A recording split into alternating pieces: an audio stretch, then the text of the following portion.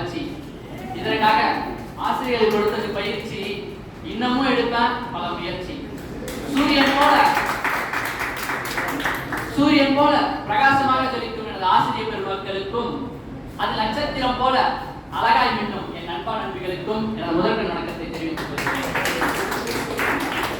பழமையின் புதுமை காண்பது சித்த மருத்துவத்தின் மகிமை. நவீன உலகிற்கு கிடைத்த புதையல் சித்த மருத்துவத்தின் வளர்ச்சி விடிய. உலகம் அனைத்தும் வியந்து பார்க்கும் சித்த மருத்துவத்தை உற்றுனோம். உணவு முறை எப்போது மாறியதோ அன்றிலிருந்து பார்க்கிறோம் அந்நிய நோயின் தாண்டவத்தை.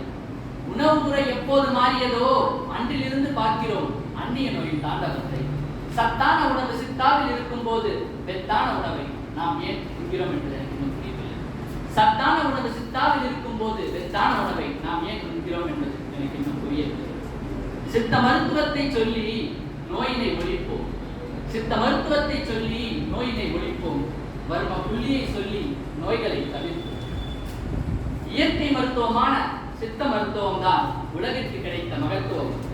அதுவே உலகம் அறிந்த ஒரு அற்புத தத்துவம். நமது சித்த மருத்துவம் அறிவியல் அறிஞர்களுக்கே ஆச்சரியத்தை கொடுக்கும். அசையா கிருமியினையும் அசுரத்தனமாய் அளிக்கும். நமது சித்த மருத்துவம் அறிவியல் அறிஞர்களுக்கே ஆச்சரியத்தை கொடுக்கும். அசையா கிருமியினையும் அசுரத்தனமாய் அளிக்கும். உலக மக்களின் வீதி கொள்ளுதே மக்களை பாதி. கொடிய நோயான வியாதி சித்த மருந்தே நியதி. சித்தர்களின் கூற்றை முறையாய்ப்பட்டு திறமையை திரட்டு உயரத்தை எட்டு என்று கூறி வாய்ப்பளித்த அனைத்து நல்லுள்ளங்களுக்கும் 3 எழுத்தில் நன்றி கூறி 5 எழுத்தில் வணக்கம் சொல்லி 7 எழுத்தில் விடைபெறுகிறேன். நன்றி.